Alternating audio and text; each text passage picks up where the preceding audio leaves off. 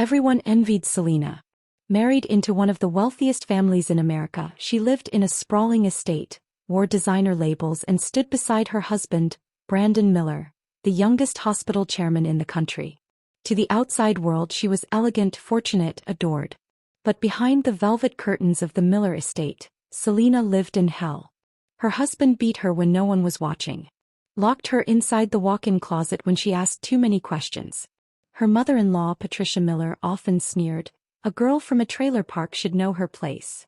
For 8 years, Selena endured the abuse, the humiliation and the loneliness. But the day Brandon's fists cost her an unborn child, something in her broke.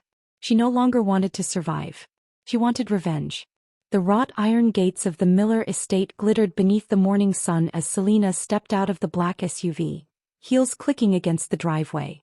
Her crisp white blouse, paired with a tailored beige skirt, exuded quiet sophistication. Her hair was pinned into a sleek bun, makeup perfectly applied. The house staff stood in a line, heads bowed as she passed. She nodded, a practiced smile curving her lips. She had learned that smile well. It masked pain, covered bruises and silenced every scream that never made it past her throat. Inside the marble foyer, Patricia was already seated at the breakfast table, dressed in pale pink silk and pearls, flipping through the New York Times with her usual air of bored superiority. "You're late," Patricia said without glancing up. "Brandon left for the hospital 2 hours ago. Didn't I raise you better than this?" "I was arranging fresh lilies for the table," Selena replied, placing the bouquet carefully into the crystal vase. "Brandon likes the white ones." Patricia glanced at the flowers with disdain. "And yet you forgot to trim the stems. How typical." Selena pressed her trembling hands to her thighs beneath the table, forcing a serene smile. She had once imagined slamming that vase into Patricia's smug face. But dreams meant nothing in this house. For 8 years, Selena played the role of the perfect daughter-in-law. She hosted charity luncheons, sat in silence through boardroom dinners, kissed her husband's cheek in front of cameras and wore long sleeves to hide the bruises when he hit her afterward. Her husband, Brandon, was once a charming young doctor with ambition and a smile that could melt glass. She met him at the local news station where she worked as a junior anchor. He'd come on for a medical segment, smooth and confident. "You don't belong in this little town," he told her. "Come with me. I'll give you the world." She had believed him. And in return he gave her a golden cage. Each night before bed, Selena had to prepare Brandon's tea. It was a family rule, Patricia's rule. She had to walk it upstairs, serve it by hand and say "Good night, darling," regardless of whether Brandon acknowledged her or not. Then she'd return to the kitchen to prepare breakfast plans for the next day. Despite having 3 maids on staff, Patricia insisted that Selena cook Brandon's favorite dishes herself, specifically, raw salmon caught fresh from the nearby coast. So Selena would set her alarm for 4 a.m., drive an hour to a seaside fish market, purchase the fish, return home and begin preparing it, all before Brandon woke. She never complained. Not because she agreed. Because complaining got her locked in the dark. Literally. One time when she forgot the tea, Brandon dragged her by the arm into the walk-in closet and shut the door behind her. She stayed there all night, shivering, sobbing, afraid of suffocating. Patricia found her in the morning and said simply, "A woman who can't follow instructions doesn't belong in this house." Selena's only source of joy was her 2 daughters. Picking them up from school, helping with homework, braiding their hair at night. Those moments reminded her she was still human. But after 8 years, everything changed the day Brandon came home drunk from a hospital gala, reeking of whiskey and someone else's perfume. She was 6 weeks pregnant. She tried to speak softly. "I tried calling. You didn't answer." "You don't get to question me," he slurred. "Brandon, please, I was just worried." The backhand came fast. She stumbled. The next blow hit her stomach. She woke up in the hospital. Alone. The doctor's expression said it all. There was too much damage. The baby was gone. Brandon never visited. Patricia showed up only to whisper coldly, "You should have taken better care of yourself." After she was discharged, Selena sat quietly in the back garden, staring at the pale winter sky, clutching a cup of cold tea. Her hands didn't shake. Her tears were gone. That night, something inside her crystallized.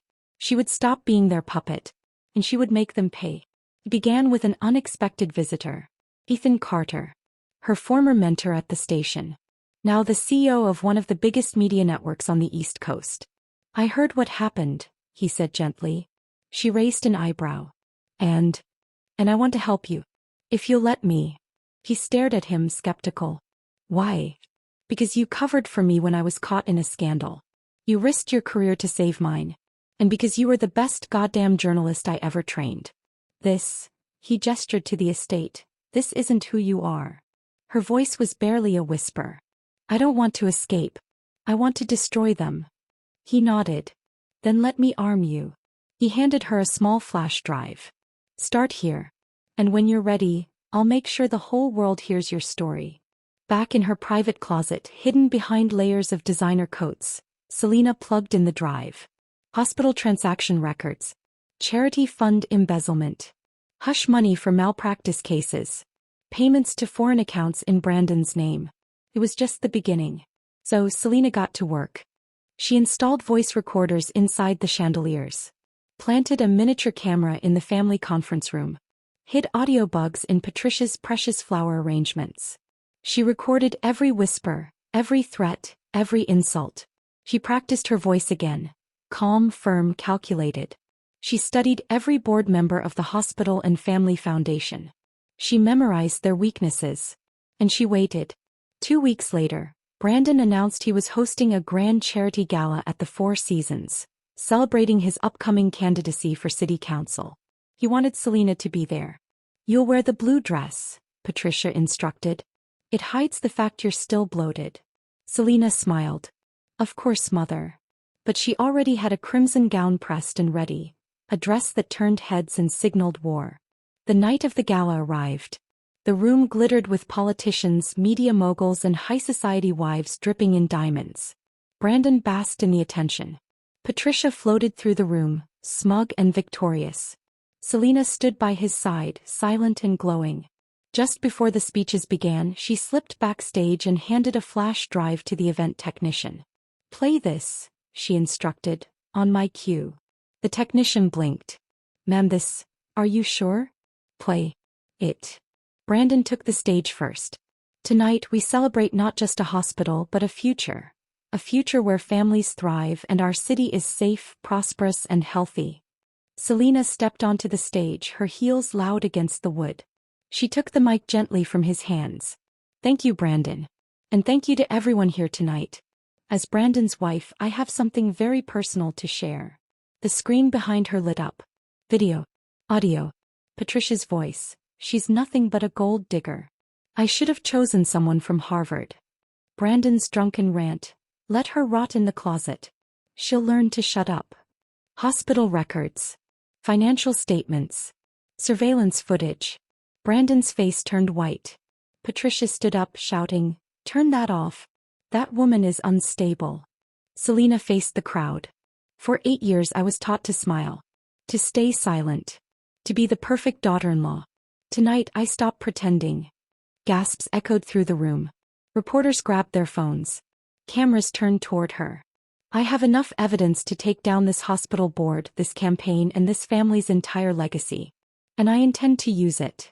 He turned to Brandon. "You took everything from me. My voice. My dignity. My child." She turned back to the audience. "Now I'll take everything from you."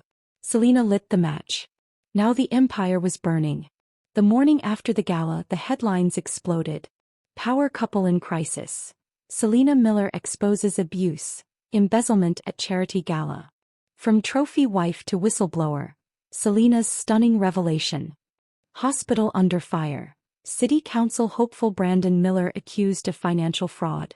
But this wasn't the end of Selena's fight. It was just the beginning. The Miller estate was in chaos. Patricia was screaming orders at maids. Brandon's campaign manager had already quit. And Richard Miller, Brandon's father and the true patriarch of the family business, was nowhere to be found. Selena, however, was calm. Because while the Millers were scrambling to do damage control, she had a private meeting scheduled in Manhattan, with Ethan Carter. In the quiet, sleek office of Carter Media Group, Ethan poured her a glass of sparkling water and gestured for her to sit. "You've caused an earthquake," he said, grinning. They've already filed 5 injunctions to stop the footage from going viral. Too late. It's everywhere. Good, Selena said softly. I'm not done. You want to finish them off? I want to make sure they never rebuild. Back at the estate, Richard Miller finally returned. Patricia lunged at him the moment he walked through the door. You need to control that woman. She's going to destroy everything you built. But Richard didn't speak. He sat quietly in his chair, watching the TV replay Selena's speech again and again. He looked tired, older, and for the first time in years distant from his wife. You did this, he said finally. You and Brandon. You pushed her too far. Patricia's jaw dropped. You're defending her? I'm acknowledging her power, he replied. She's smart. And she did what you and our son couldn't do, capture the entire country's attention. Then, unexpectedly, he called for Selena. Selena entered the study, calm and composed, a thin black coat draped over her shoulders. Richard looked her up and down. You were always stronger than you let on. You never gave me the space to show it, she said simply. He chuckled bitterly. No. I suppose we didn't. He folded his hands. The company is sinking. Stocks are dropping. Brandon is under investigation. We need someone clean. Someone capable. She tilted her head. And you think that's me? I know it's you. Selena raised an eyebrow. I'll let you take over the Horizon Hotel, he said. It's been underperforming for years. If you can turn it around, I'll reward you with shares. Selena didn't hesitate. I want equity, not a favor. And I want it in writing. Richard smirked. I expected no less. And so within a week, Selena Miller, once the invisible wife, was now the acting managing director of Horizon Hotel, a struggling property in downtown Manhattan owned by the Miller conglomerate. She didn't waste time. She fired 2 department heads tied to embezzlement. She launched a rebrand with Ethan's help. She used her media savvy to attract press, celebrities and social impact investors. Within 30 days the hotel was booked out for 6 months. And Richard? Impressed. Publicly he released a statement praising Selena's entrepreneurial instinct, and announced he would reward her performance with 10% of the company's shares. Patricia was livid. She's manipulating you, she shouted. She's saving the company, he replied. Meanwhile, Selena had her eyes on more than just business. She knew Patricia wouldn't sit still. And she was right. Patricia fired the children's nanny and replaced her with Vanessa, her longtime confidant and a woman who once had a questionable relationship with Brandon. Vanessa now lived in the house. Worse, she began attending the girls' school functions, calling herself a family friend. Selena confronted her. You're not welcome here, she said flatly. Vanessa smirked. You don't get to say that anymore. Selena leaned in. I built my kingdom while you were still kissing the ring. Leave now, or I'll take you down with them. But Vanessa didn't leave. Because Patricia was plotting something bigger. That night, Brandon returned to the estate drunk again, stumbling in through the grand doors, tie undone. He found Selena waiting for him in the lounge. You're not welcome here either, she said without looking up. I built this house. No. You inherited it. And now you're going to lose it. Brandon laughed. You think you've won? Selena stood. I'm not trying to win. I'm trying to end you. He lunged. She didn't flinch. Security stepped forward immediately, private guards she had hired with Richard's approval. Brandon was escorted out. He screamed at her. Called her names. She didn't respond. But her daughters were watching from the stairs. And they saw everything. The next day Patricia struck again. She called a private family meeting and invited Emily, her new daughter-in-law married to her younger son Michael. Emily was quiet, nervous and wore a cardigan 2 sizes too big. She reminded Selena of herself 8 years ago. Patricia sat at the head of the table and declared that both daughters-in-law would now be expected to return to traditional roles. That meant full-time childcare, housekeeping, hosting. No business involvement. Selena didn't blink. Respectfully, she said, I don't take orders from someone whose power is only symbolic. Patricia stood up. How dare you? Sit down, Patricia, Richard said coldly. Selena's in charge now. For the first time, Patricia's face turned pale. And Emily? She looked at Selena like she had just witnessed a miracle. Later that week, Selena took Emily shopping. Bought her tailored clothes. Helped her choose a new car. Then pulled her aside. This family will eat you alive if you let them. Don't make the same mistakes I did. Emily nodded, tears in her eyes. Thank you.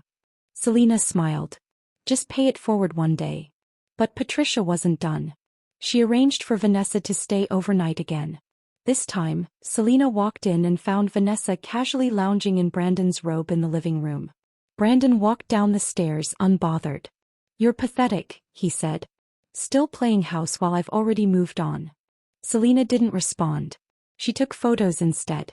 And then quietly she sent them to Richard, along with financial records proving that Brandon had been secretly siphoning funds from Horizon's recovery to support his own campaign.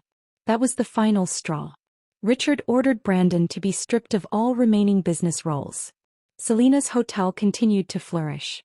She partnered with female entrepreneurs, launched a mentorship program, and began her own podcast about empowerment and silent strength. The world saw her not as a victim but as a force. She wasn't just climbing. She was redefining the mountain.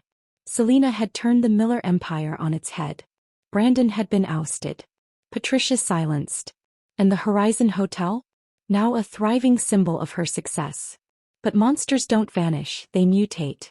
And when desperation sets in, even the snakes you've already skinned will find new ways to bite.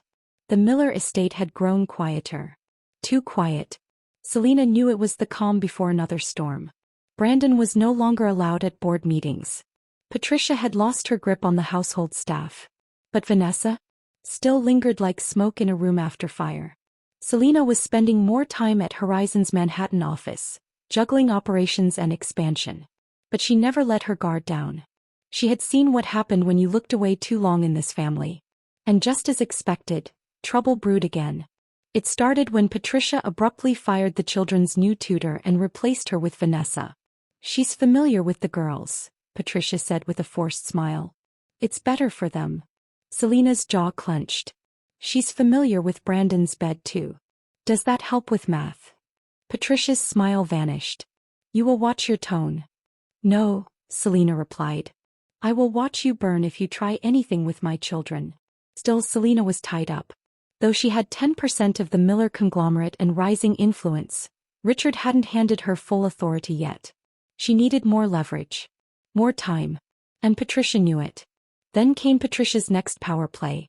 She called Emily, the family's new sweet but naive daughter-in-law, and gave her a new duty. Teach the girls etiquette, meal prep, and classical piano. You're at home anyway, Patricia said sweetly. It's what wives do. Emily didn't argue. She didn't know she could. Selena found her in the kitchen later that evening, sleeves rolled up, nervously burning a soufflé. You don't have to do this, Selena said gently. I don't want to make waves, Emily whispered. Michael's already been cold to me since I told him I missed working. Selena sighed.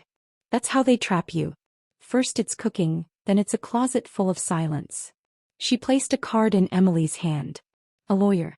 If you ever need one. Emily's eyes filled. Thank you. Days later, Selena came home late from a Horizon board meeting. The house was too quiet. She walked past the den, only to freeze at what she saw. Vanessa, in a silk robe. Brandon, shirtless, holding a drink. And her daughters asleep on the couch in the same room. Selena's entire body went cold. What are you doing here? She snapped. Vanessa smiled lazily. The girls were watching a movie. Brandon dropped by. We were just catching up. Get out. Brandon sneered. You don't control this house. Oh, but I do, Selena said. And if you think I'll let you near our children while you play house with the woman you cheated on me with, you're even dumber than you look. She took the girls to their room, tucked them in, then walked back downstairs. Vanessa was still there. Selena didn't yell. She simply walked up, grabbed Vanessa by the hair and dragged her to the door. You come near them again, Selena whispered in her ear, and I'll bury you with every secret I've collected. Vanessa laughed. You're bluffing. Selena pulled out her phone and showed a screenshot. A wire transfer. From Horizon's renovation budget. To a personal account under Vanessa's name. You embezzled, Selena said calmly. And I have the proof. The only reason I haven't handed it over is because I was waiting for you to break again. Vanessa's face drained. Selena opened the door. Run. And this time she did. But Brandon wasn't done. The next day he marched into Richard's office demanding funding to restart his campaign. Richard said no. Brandon exploded. You're giving everything to her. She's not even blood. You're right, Richard said. Which is why she's better. Then Brandon did the unthinkable. He leaked fake documents suggesting Selena had laundered money through Horizon's charity wing, an anonymous tip sent to 2 tabloids. It worked for a few hours. Until Selena held a press conference and calmly walked the public through audited records, traced payments and exposed Brandon's personal offshore accounts. This, she said to the cameras, is what happens when desperate men try to smear the women who outsmarted them. The media turned on Brandon fast.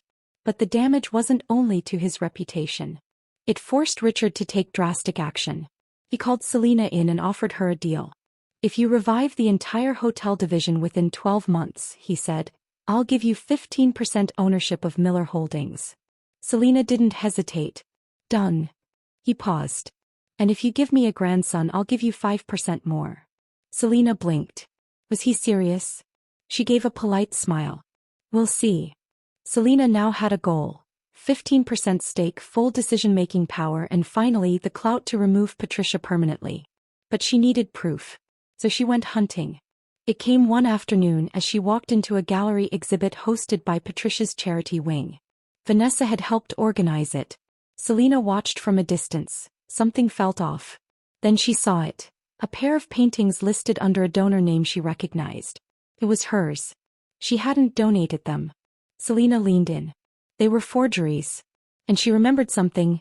Vanessa once bragged about helping Brandon buy rare art for cheap, then selling it to the family foundation at triple the price for tax fraud. Selena sent the photos to Ethan. And within 2 hours her phone rang. They've been scamming the foundation, he said. Massive fraud. You just found your silver bullet. Selena brought the evidence to Richard the next day. He stared at the photos. The invoices. The forged donor lists. And then he stood up and said just one word. Enough. He called Brandon that night and beat him with a cane. Brandon tried to fight back. But Richard had reached his breaking point. You're not my son anymore, he spat. You're a disgrace. Brandon left the estate bruised and humiliated. But his rage was now singularly focused on Selena. He waited until the next morning. Selena had just finished breakfast with her daughters when she turned around, and Brandon punched her across the face. In front of the children. She hit the ground hard. But she didn't cry. She stood, blood trickling from her lip, and calmly said, Get out. Or I will press charges that stick for a lifetime. Brandon froze. He saw something in her eyes he hadn't seen before. Power. He left. And for the first time Selena's daughters ran to her. Not crying, not afraid, but holding her tight. Mommy, her eldest whispered. You're strong. Selena nodded. So are you. Later that night, Patricia tried one last jab. At dinner she insulted Selena for causing drama in front of the girls. Selena placed her napkin down. I'm not discussing this tonight. Even Emily, now dressing sharper and speaking up, smiled. Patricia looked ready to explode. But she couldn't touch Selena anymore. Because that very day Richard had signed over 10% of the shares. Selena was no longer the invisible wife. She was a major shareholder of Miller Holdings. And the countdown to Patricia's eviction had begun. The moment Selena became a major shareholder, Patricia shifted tactics. She couldn't touch the company anymore. Her opinions were ignored at board meetings. Her calls went unanswered. So she turned to the only battlefield she had left, the house. First, she fired the children's new piano teacher without Selena's permission. Then she hired Vanessa again, this time as a live-in educational consultant. Selena didn't take the bait. She simply called the company's legal team and had Vanessa permanently barred from Miller property. Then came Patricia's next strike. She set a new family rule. Selena had to wake at 3 a.m. to prepare breakfast herself, to teach the girls domestic values, and on top of that begin mentoring Emily to become a proper wife. Selena blinked. Let me get this straight. You want me to train your other daughter-in-law to be just as miserable as I was? Patricia smiled. If you're truly the perfect one, you'll pass it on. Selena didn't argue. She had another plan.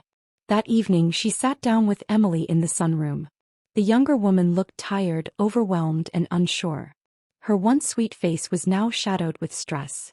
"I don't belong here," Emily admitted, wiping a tear. "Patricia keeps saying I'm too soft. Michael's always on edge. And I feel like I can't breathe." Selena placed a hand on hers. "That's exactly how I felt the first few years. You're not weak. You're in a house that feeds on weakness." Emily looked up. "So what do I do?" "You don't leave," Selena said. "Not yet. You play along. Learn. Watch. And then when the time's right, you take back your life."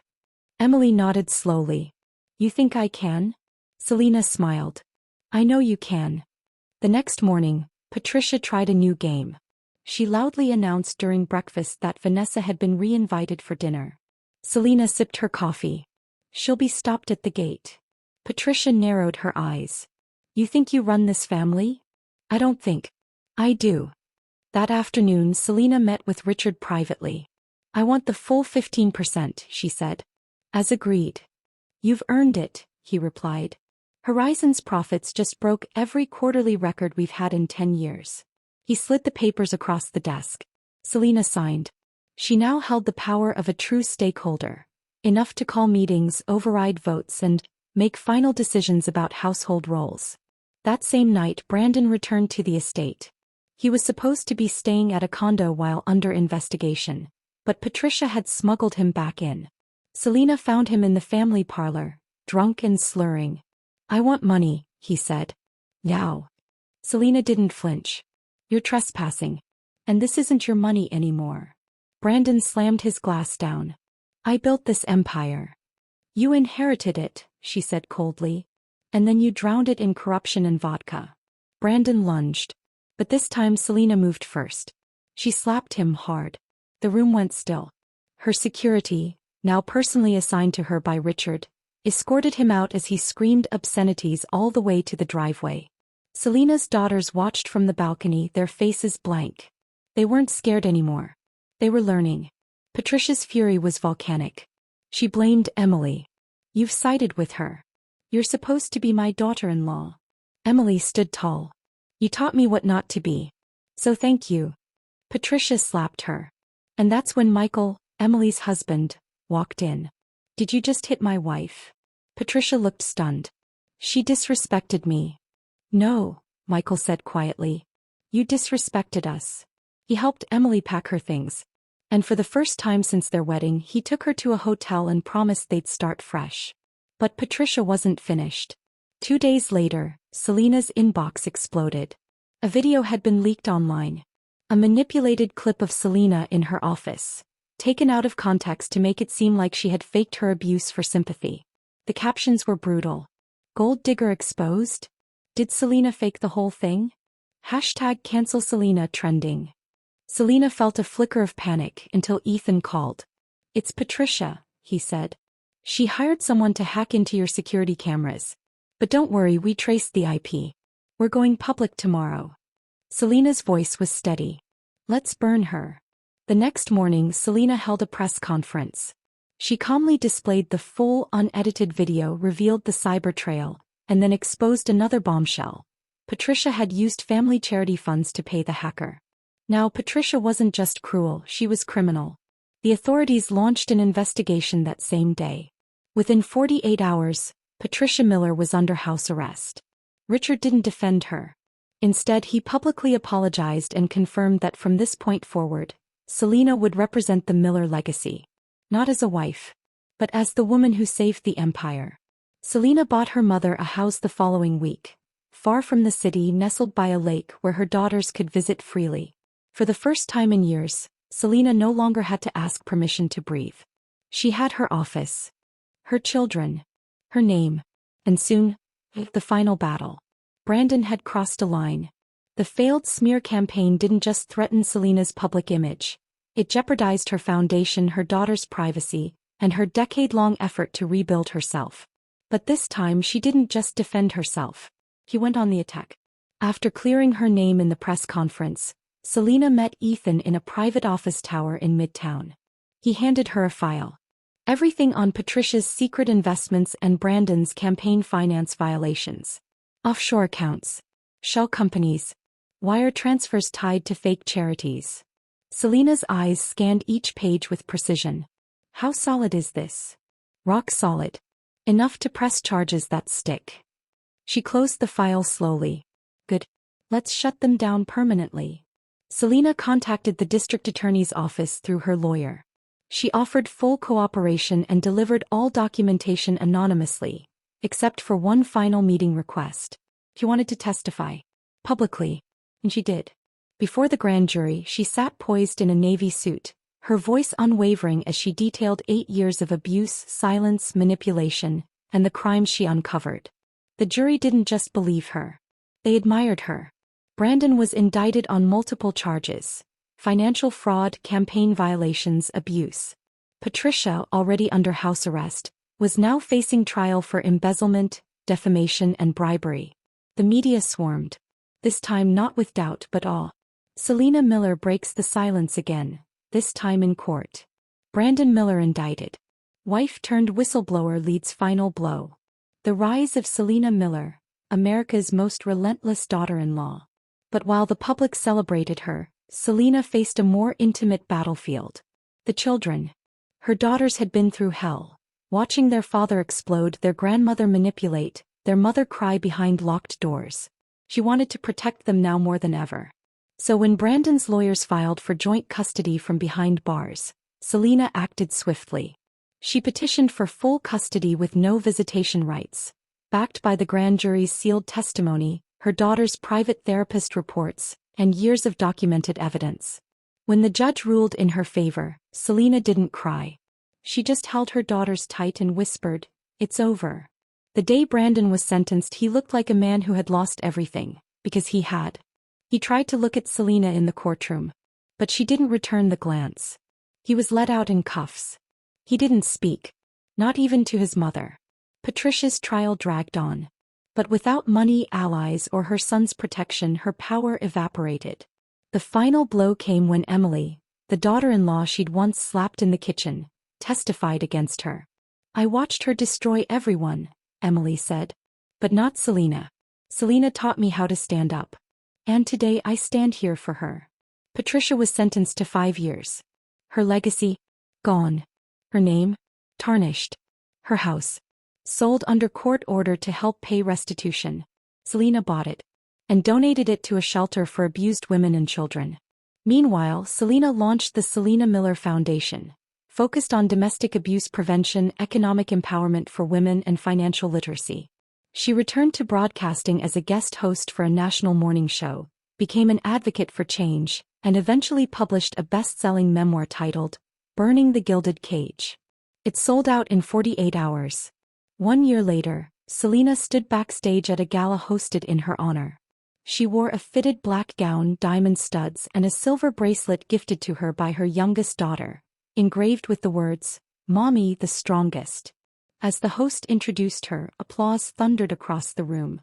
Selena stepped forward. "My name used to be nothing," she began. "Just a pretty signature on a marriage certificate. I was the girl who got lucky. The wife who had everything." She paused. "And yet, I had nothing. No voice. No safety. No power. But pain has a way of sharpening your edges. And silence? Silence is a strategy until it becomes a weapon." She scanned the room. "They tried to break me. But I was never theirs to break." Applause. Cheers.